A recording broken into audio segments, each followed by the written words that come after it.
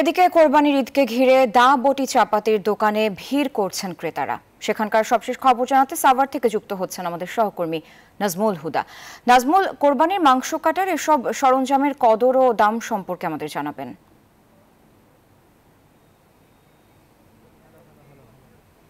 হ্যাঁ, ধরো ধরো।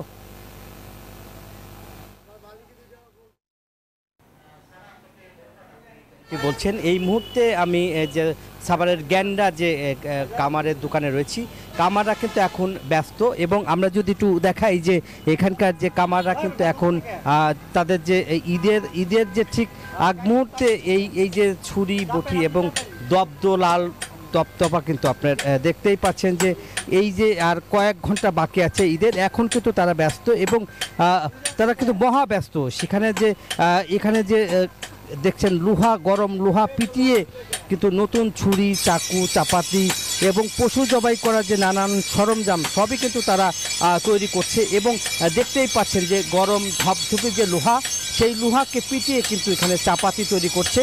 একই দিকে কিন্তু দেখছেন যে আপনার এখানে ধার দেওয়া হচ্ছে এবং শান দিয়ে কিন্তু সেগুলো কিন্তু কাজ করছে। এখন কিন্তু তারা মহাব্যস্ত এবং চাপাতি বানানোর কাজে অন্যান্য যে ছুরি এবং সকাল থেকে গভীর রাত পর্যন্ত কিন্তু তারা এখানকার কামাররা কিন্তু আসলে পরিশ্রম করছে এবং আমরা যদি আপনার দেখি যে এখানে দাও, ছুরি, বটি সবই এবং শান যেটা রয়েছে সবই এবং অনেক খদ্দেররা কিন্তু দেখছেন যে কেনাকাটা করছে। আপনার সাথে একটু কথা বলি, আপনারা কি কি কাজ করছেন এখানে? এখানে ছুরি, চাপাটি, দাও, বটি এগুলো ধার দিতেছি। ঈদের কাজ আল্লাহর রহমতে খুব ভালো, খুব সুন্দর কাজ হইতেছে। তো সারা বছর যদি আমাদের কাছে এরকম থাকতো তাহলে আমরা আরও ভালো থাকতাম, আরও সুন্দর। অনেক ধন্যবাদ আপনাকে।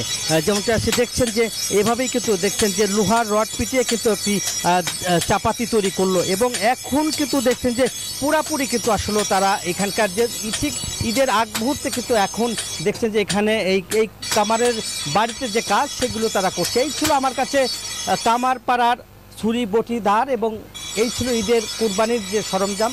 সর্বশেষ খবর ফিরে যাচ্ছি স্টুডিওতে।